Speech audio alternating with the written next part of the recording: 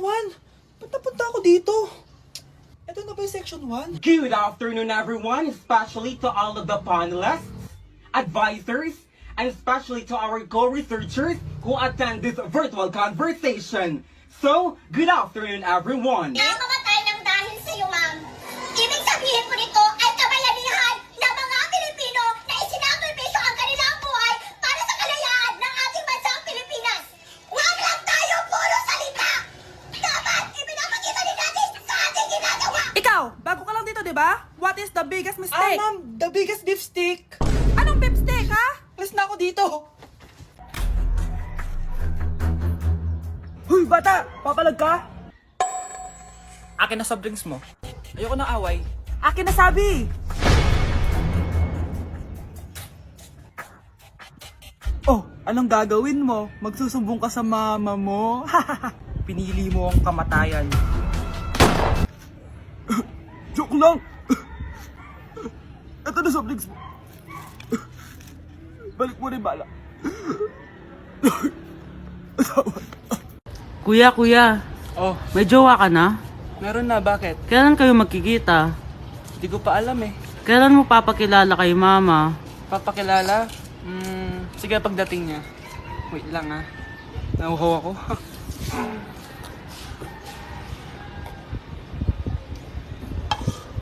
Kuya, andyan na si mama. Andiyan na siya? Oo, pakilala mo na siya sa kanya. La. Hi ma! Jowa ko nga pala. Lalambingin ka't aalagaan, ikaw lang ang tatabihan sa Good morning, class. Na-like ng kifi ko. Na-like ng deck ko. Aba, grabe na tong mga to. Ganyan na ba yung mga natututunan nyo ngayon? Sabi ko na nga ba eh, walang magandang dulot yung TikTok na yan. Uso kasi to, ma'am. May bago na nga eh. Hay naku, Samantha, tigilan mo ako. Ano namang bago yan? Eto po, ma'am, tuturuan ko kayo. Anong pinang-like mo, Samantha?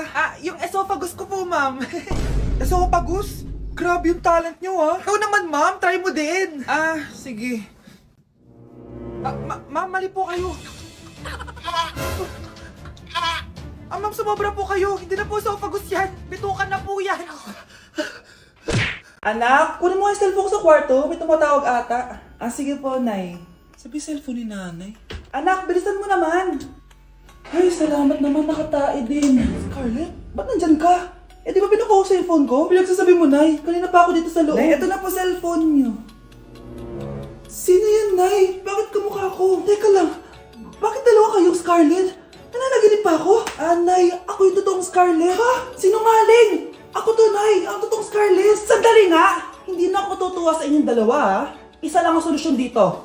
Magtatanong ako at kung sino makasagot ng tama, siya ang totoong Scarlett. Unang tanong, saan ako may balat? Balat? Nay, sa puwet. Nay, sa kifi. Tama, kifi. Ha? Totoo ba, Nay? O, diba, alam ko. Susunod na tanong. Ano ang timbang ko? Mukha kang 100 kilos, Nay. 75 kilos? Tama, 75 kilos. Yes. Huling tanong. Ano ang birthday ko? Birthday? Mahina pa naman ako sa ganyan. April 14, 1977? April 15, 1977. Tama! Ikaw nga ang totoong Scarlett! At ikaw, dahil talo ka, lumayas ka na dito, impostor! Ay! Sino ba kasing Scarlett na yun? Bakit kamukha ko siya? Anak, kilala mo talaga ako, no? Siyempre naman, Nay. Anak mo ko eh. Worth it lahat ng pagpaparetoke ko dahil sinira mo ang mukha ko noon. Ngayong napaniwala na kita, gaganti na ako sa'yo. Anak, maglinis ka nga dito. Mamaya na lang, Nay. Tinatamad pa ako. Hala, ano tong hawak ko? Cellphone mo? Sisirain ko to pag hindi ka pa naglinis. Sige, Nay. Maglilinis na ako. A few moments later. Nay, aalis ako. Gagala kami ng mga tropa. Kita mo to? Sisirain ko to kapag umalis ka. Sige Nay, di na po ako aalis. Manahimik ka dito sa bahay, ah. Anak, bigyan mo ako ng pera. Nay, wala po akong pera. Magsasalita ka pa? Alam mo na gagawin ko dito. Ito na yung ATM ko. Kuha ka na lang ng pera dyan. Mabilis ka naman palang kausap eh.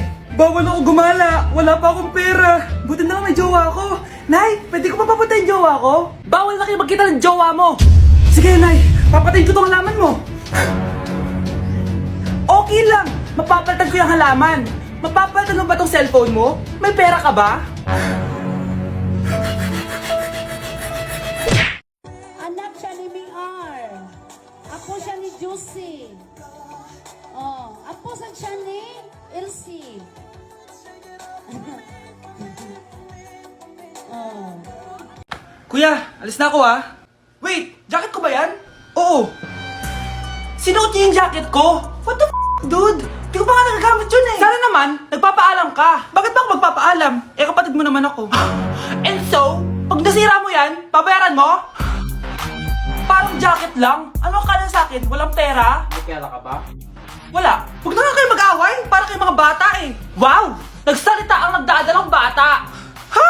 Buntis ka ate? Ako? Buntis? Buntis ka ba talaga? Bloated lang ako, sis. Bloated? Eh, ano ito nakita ko sa CR? Positive, oh. Positive kasi ako sa COVID. May COVID sila? Oh, bakit ako nandito? Nakikichismis lang ako, ah. Ay, sorry po, sige. Wait lang. Shoutout sa mga anak ko. Artista na ako. Ano nangyayari dito? Nay, wala po. Alam kong may tinatago talaga sila. Sakit na dyan ko. Manganganak tata ako. Buntis ka? Pagod na ako sa pamilya ko, be. Huwag ka na magalit, Nay. Blessing to. Sino ang tatay niyan? Ako ang tatay. Tindahan ni Crush yun ah. Makabili nga. Pabili po. Ano yun? Ay, hello. Pabili po nun. Sige. Andiyan po ba yung crush ko? Ay, wala siya. Natutulog siya. Sayang naman. Oh, eto na binili mo. Ay, thank you. Oh, may kailangan ka pa ba? Wala na po. Ba't nandito ka pa? Di naman po natutulog yung crush ko eh. Kulit mo naman. Natutulog nga siya. Paanong tulog? Eh, gising nga siya. Ayan o, nanonood siya. Galambingin ka't aalaga. Ikaw lang ang tatabihan. Wow, Edward! Ang ganda naman ng bahay mo. Simula ngayon, Scarlett. Dito ka natitira, ha? Masanay ka na. Matanong ko lang, bakit pala gusto mo akong panagutan? Eh, di ba iniwan mo na ako? Scarlett, hindi naman talaga kita iniwan. Alam mong, kinailangan ko lang sumama ng matagal sa ibang bansa. Kasama yung mga magulang ko. Ang importante, nandito na ako, Scarlett. Bubuo na tayo ng pamilya. Ang sarap naman pakinggan nun. Oh, Scarlett, bakit? Ang sakit ng tiyan ko! Ha? Teka lang, tatawag ako ng nurse, ha? Diyan ka lang. Edward. Buti na lang dumating ka, tita. Ako, Edward, salamat sa pera, ha? Makakasiguro kang kay Scarlett lahat mapupunta. Bakit nandito yung babaeng yan, ha? Paalisin niyo yan! Ha? Anong nangyayari? Scarlett? Anak, di mo ba kilala? Nanay mo ko.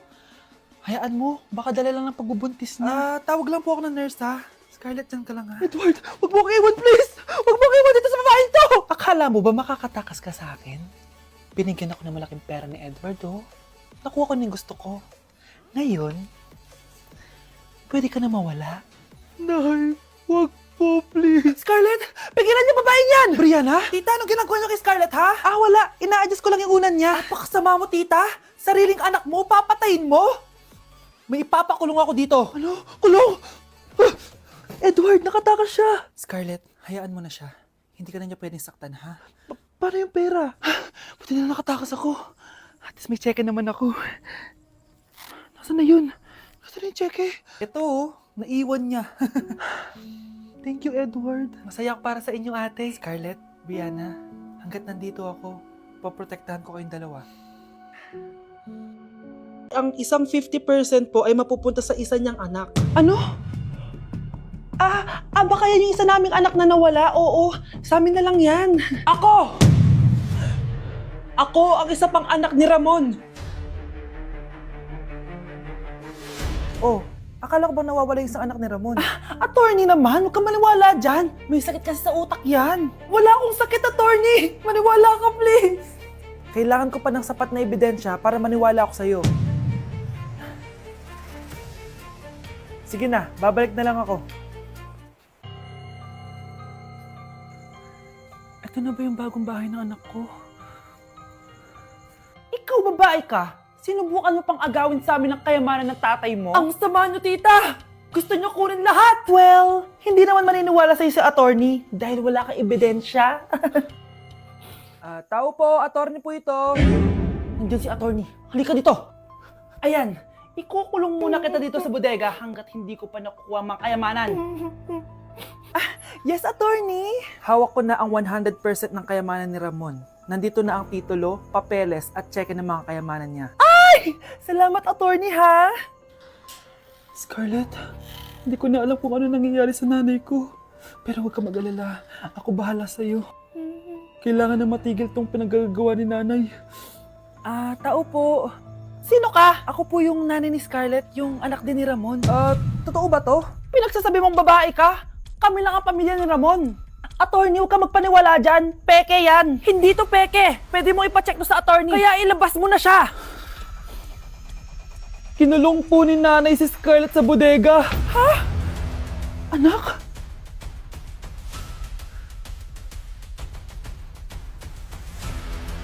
Yak! Ang cheap naman ng uniform nila. Mukhang maasim. Walang class. 2025 na Android pa din ang cellphone. Kahit siguro Messenger naglalag dyan.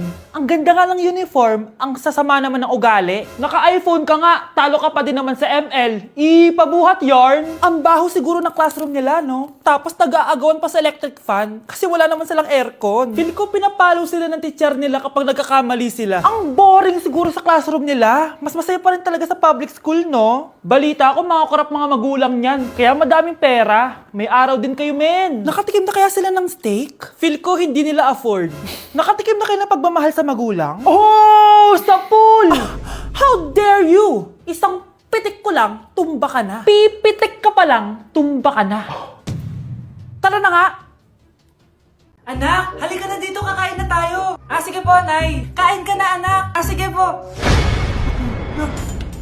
Oh, bakit anak? Nay, wag na po kayo magtinidor. Natatakot po ako dyan. Ba't di ko magalaw yung kamay ko? Hala, may demonyo ata to. Tinidor lang to, anak. Nay, please, magkutsara na lang kayo. Few moments later. Ano yun? Anak, sinuntok ako ng lalaking yun, no? Akong bahala dyan, Nay. Makakatikim sa akin yan. Asan na yan?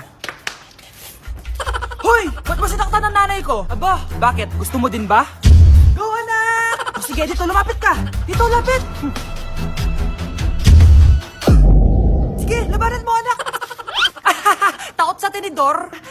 Nay, patawarin mo na siya. Di ba sabi mo sa akin, matuto tayo magpatawad? Sayang ka. Pogi ka sana pero pogi din ang gusto mo. Buwa ka ng shit ka. Ano? Kasalanan ko bang pinaglihi ka sa sama ng loob? At least ako may jowa akong pogi, ikaw. God bless. Nay, ang taas ng grades ko, oh. Congrats. Kain tayo sa labas, Nay. Sabi niyo pag mataas grades ko, kakain tayo. Wala akong time, anak. Nay, nagugutom po ako. Anak, may ginagawa ko. Nay, di po ba kayo magluluto? Ano ba yung anak? Ang tanda mo na, di mo pa rin kaya magluto para sa sarili mo? Kita mo ang dami kong ginagawa dito? Storbo to. Sige po, Nay. Ako na lang po magluluto. Mari! Oh, Mari, ba't parang takot ka? Ang dami na kasi nawawalang bata sa barangay natin. Yung kapitbahay natin, 4 na araw na nawawala yung anak niya. Baka naman nag-away lang sila tapos lumayas yung anak niya. Basta ikaw, Scarlett, palagi kang mag-iingat, ha? Sige po, tita. Masyado ko nagpapaniwala sa fake news, Mari. Nay, tignan niyo po yung drawing ko, oh. Ang ganda, anak. Di mo pa naman nakita, eh. Nay, punta po kayo sa school bukas. Kakanta po ako sa stage. Oo, sige anak. Pupunta ako pag may free time ako. Talaga, Nay? Yay! Uy, Mare, kakanta anak mo ngayon. Hindi ka ba pupunta? Hindi na siguro, Mare. Marami pa akong gagawin. Hinihintay ka nun. Pagbigyan mo na. Minsan lang. Naku, Mare. Sagabal lang yun sa trabaho ko. Sige na. Marami pa akong gagawin, no? Nasaan ka na ba, Nay? Malapit na akong tawagin. Hindi ka mahal ng nanay mo. Mahal ako ng nanay ko! Tao po. Bakit po, sir? Kayo ba yung nanay ni Scarlett? Opo. Ma'am, nawawala po yung anak nyo. Ano? Si Scarlett? Aware naman siguro kayo na maraming nawawalang bata dito sa barangay natin, ma'am. Scarlett? Yung iba, ma'am, hindi na namin nahanap. Napakawalang kwenta mong nanay. Disturb mo yan.